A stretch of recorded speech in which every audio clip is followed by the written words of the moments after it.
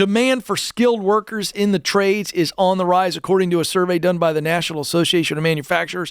Their top challenge is attracting and retaining a quality workforce.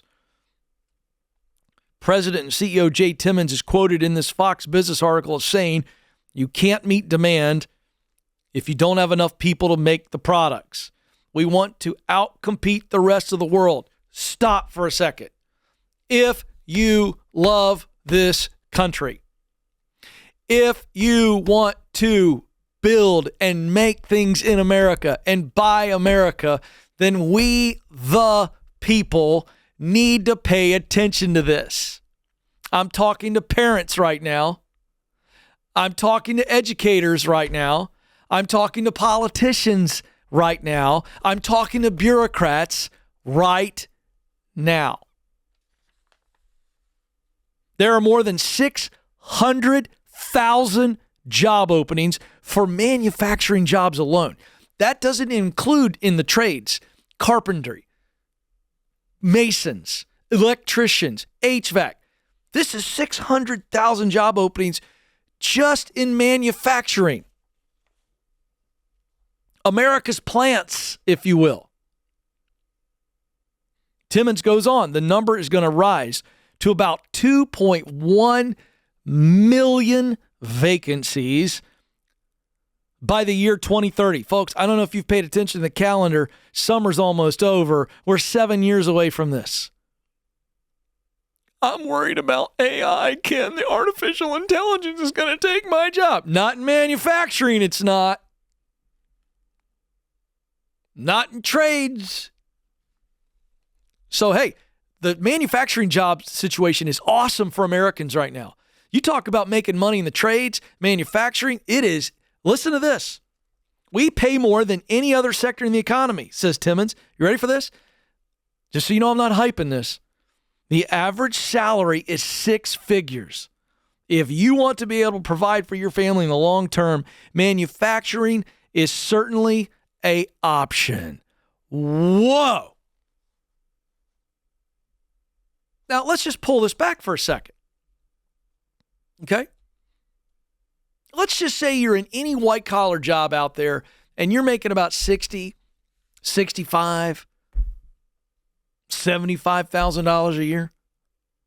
And you're a process-driven person. And you feel like you've hit your lid in that industry. Why wouldn't you consider manufacturing? Yeah, you may have to wear a pair of Dickies and a pair of boots. You may sweat a little bit more.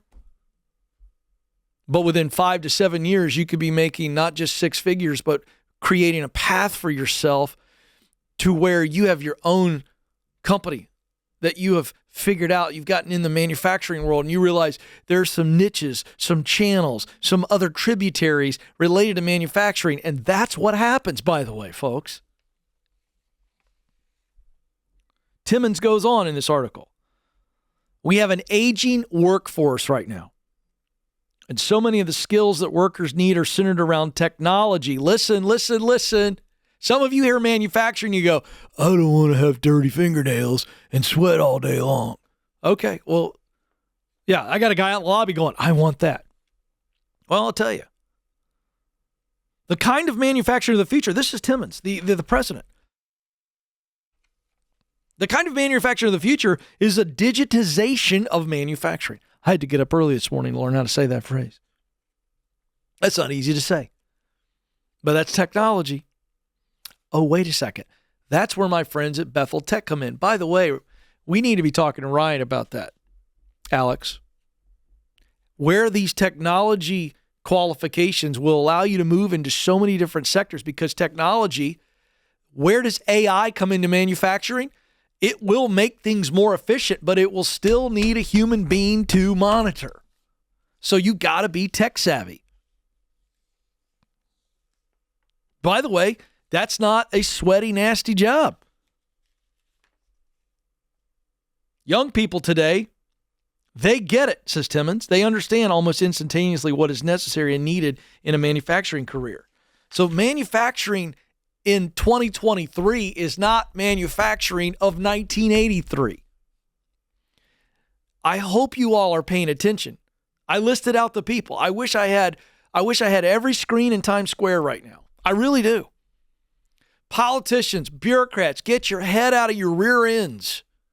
We've got to be creating incentives in our state school systems where parents and kids are educated that the trades and manufacturing is a great freaking way of life.